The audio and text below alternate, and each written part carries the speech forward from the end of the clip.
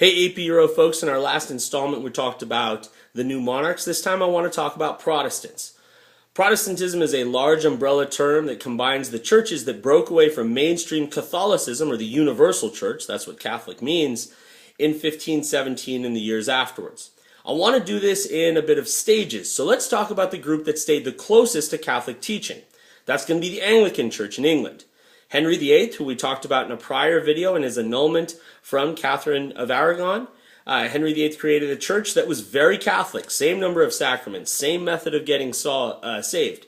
The biggest difference between Henry VIII's church and the Catholic Church was the head of it.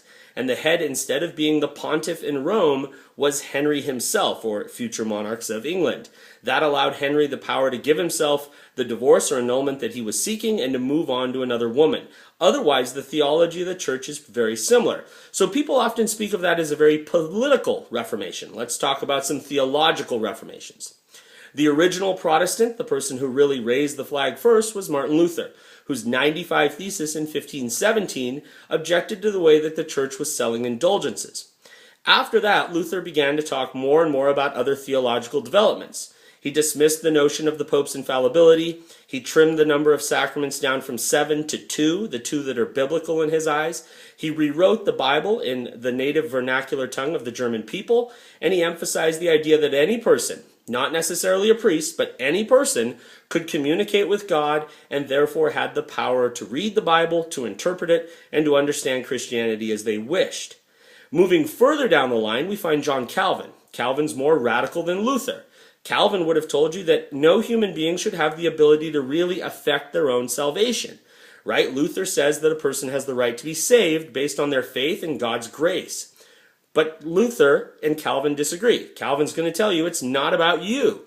It's about God's decision in that one moment when you are born to predestine you to either the burning fires of hell or heaven. And if you're one of those elect headed for heaven, we'll notice it in the way you act.